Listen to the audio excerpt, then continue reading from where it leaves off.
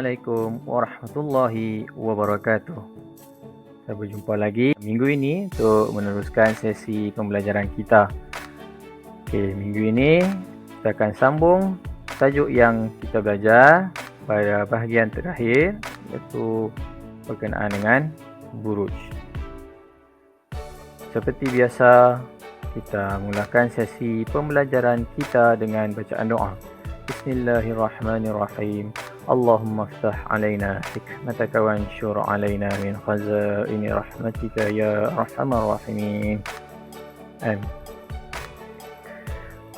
Baiklah murid-murid. Kita tengok objektif pembelajaran untuk minggu ini. Di akhir pembelajaran, murid-murid akan dapat mengenal pasti buruj dan corak buruj.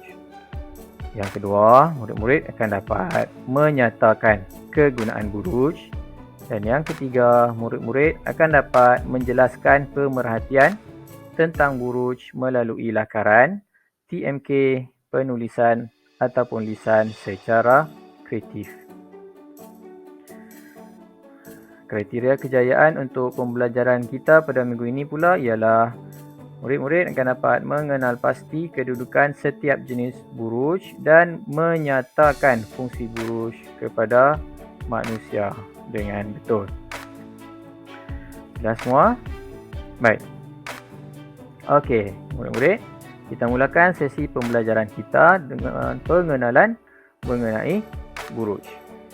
Sebelum tu, boleh buka buku teks kamu, muka surat 208 dan 209. Kita mulakan dengan definisi buruj. Apakah buruj? Buruj ialah gugusan bintang yang kelihatan membentuk corak tertentu di langit pada waktu malam. Tidak semua buruj boleh dilihat dari semua lokasi di bumi. Ada buruj boleh dilihat di hemisfera utara, ada sebahagian lagi dapat dilihat di hemisfera selatan. Dan ada juga yang dapat dilihat di antara hemisfera utara dan hemisfera selatan. Sebagai contoh, buruj biduk dapat dilihat di hemisfera utara.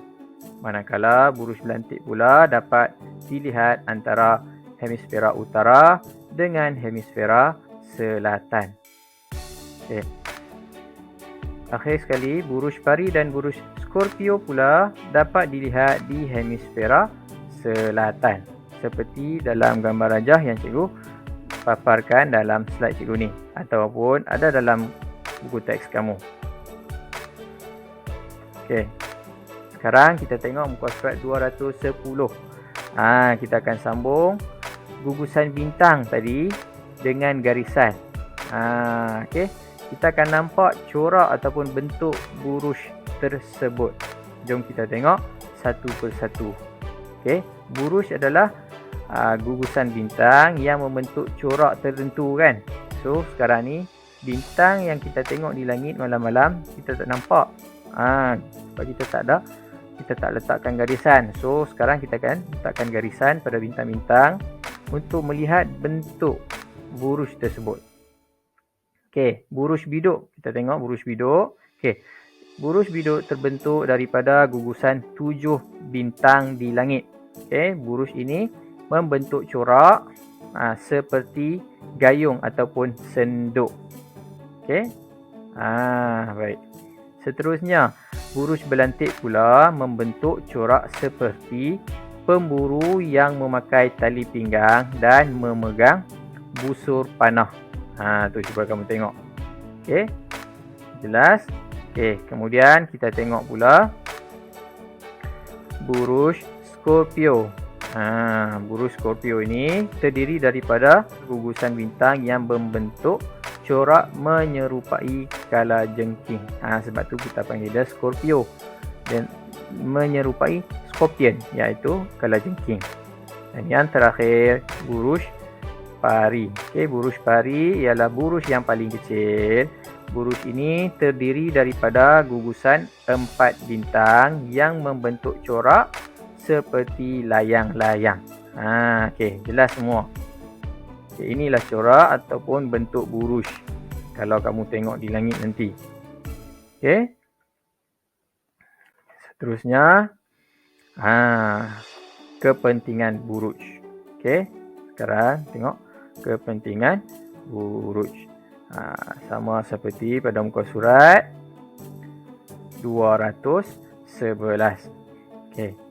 So, pengembara dan pelayar pada zaman dahulu menggunakan bintang sebagai petunjuk arah. Bintang-bintang yang membentuk corak buruj tadi digunakan sebagai kompas.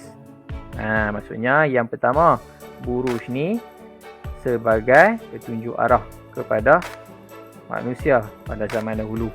Dan yang kedua, sebelum kalender wujud, petani di kawasan tempat musim di hemisfera utara menggunakan buruj untuk mengenal pasti musim-musim.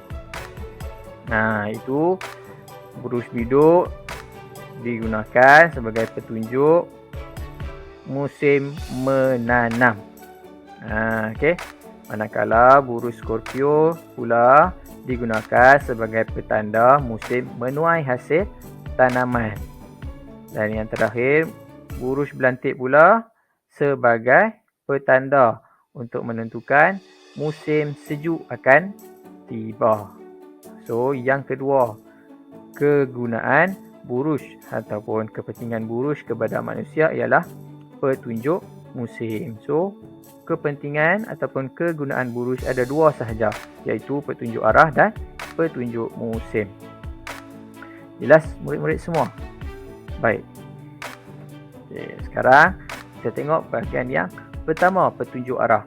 Okey, di sini cikgu nyatakan 3 jenis buruj, iaitu buruj biduk, buruj belantik dan buruj pari. Okey, kita tengok buruj biduk. Buruj biduk, kalau kamu tengok, buruj biduk menunjukkan arah utara pada bahagian hujung senduk dia tu.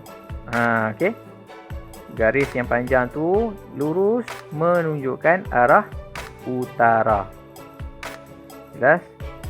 Okey, yang kedua, buruj belantik. Okey, buruj belantik ni kalau kamu tengok pada bahagian 3 bintang. 3 bintang seakan-akan tali pinggang pemburu tu. Okey, 3 bintang yang sejajar tu bila digariskan lurus, ia menunjukkan kepada arah kiblat. Okey, kepada kita orang Islam, kita boleh gunakan buruj belantik sebagai mencari arah kiblat untuk kita sembahyang. Okey, sementara tu sebelum kita pergi ke buruj yang seterusnya, kiblat kita menghadap ke arah mana? Utara, selatan, timur, barat. Ya, kiblat kita menghadap ke arah barat. So, untuk pengetahuan kamulah. Okey. Dan yang terakhir, petunjuk arah menggunakan buruj ialah buruj pari. Okey, buruj pari kalau kamu tengok yang membentuk seperti layang-layang. Okey. So, dia garis yang ke bawah pada yang bintang yang paling bawah tu. So, garis tu menunjuk ke arah selatan.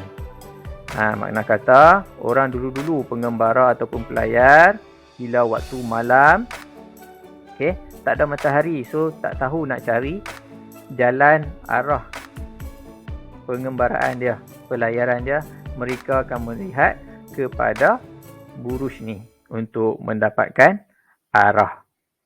Okey. Yang kedua, petunjuk musim. Okey. Macam yang cikgu dah nyatakan tadi. Okey. Para petani pada bahagian hemisfera utara, iaitu kawasan-kawasan negara yang mengalami 4 musim, mereka menggunakan buruj sebagai petunjuk musim.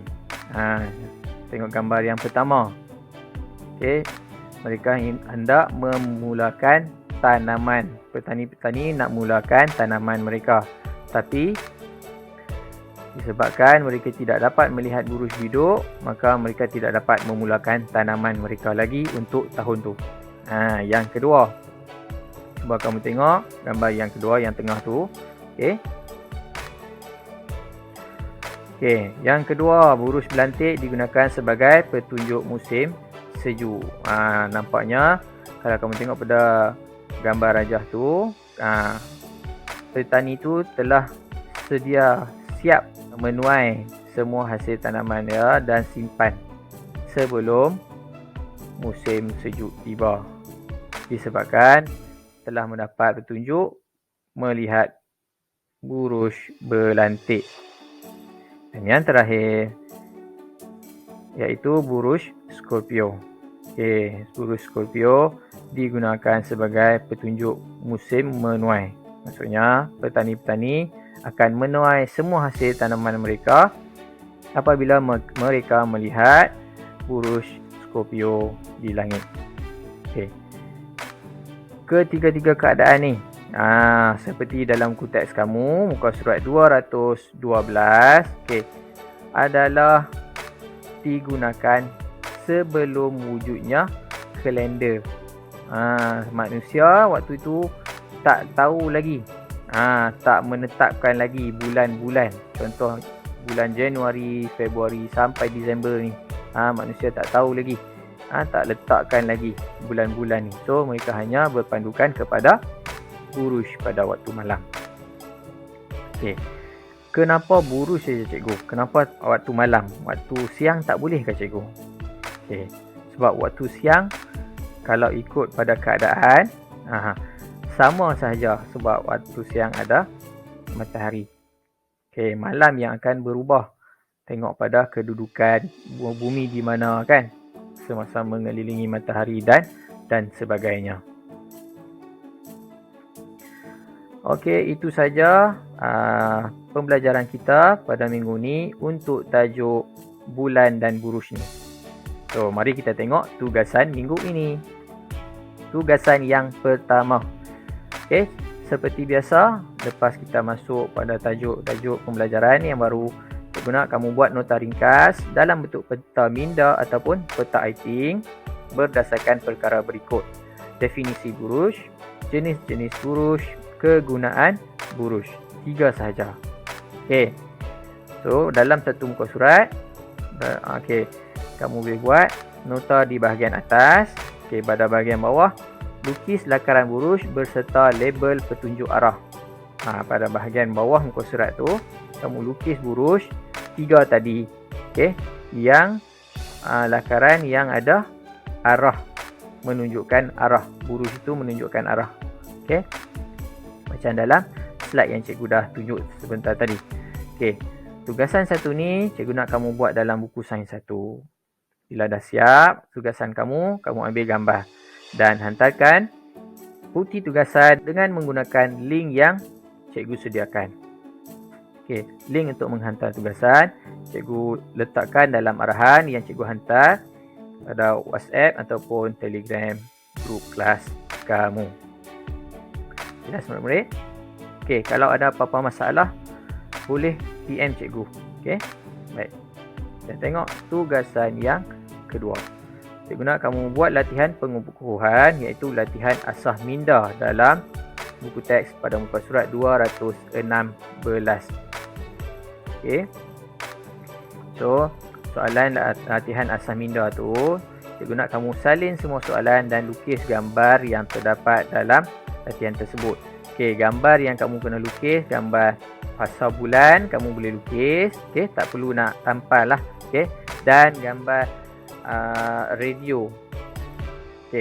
Untuk soalan yang kedua, kalau kamu tengok muka surat 216 latihan asah minda tu, soalan yang kedua, bawah tu dia ada gambar. Gambar tu kamu tak perlu lukis pun. Kamu hanya tuliskan sahaja kenyataan yang diberikan. Lepas tu kamu mula teruskan dengan soalan dan jawab soalan dia. Jelas semua? Untuk tugasan yang kedua ni, cikgu nak kamu gunakan buku sains 2. Bila dah siap, seperti biasa, ambil gambar dan hantarkan gambar tugasan yang dah siap tu dengan menggunakan link yang cikgu sediakan. Seperti biasa, link untuk menghantar tugasan ni cikgu telah masukkan dalam arahan yang cikgu akan hantar dalam WhatsApp ataupun Telegram grup kelas kamu. So, itu saja sesi pembelajaran kita untuk minggu ini. Sebelum cikgu mengakhiri video pengajaran cikgu mohon kerjasama daripada semua untuk mengikuti sesi pembelajaran dengan mengisi kehadiran. Isi kehadiran, gunakan link yang cikgu masukkan dalam arahan. Okey? Dan hantar tugasan yang cikgu berikan. Dan jangan lupa, okey, like, share dan subscribe video channel cikgu ni sehingga kita berjumpa lagi pada minggu hadapan. Terima kasih. Assalamualaikum.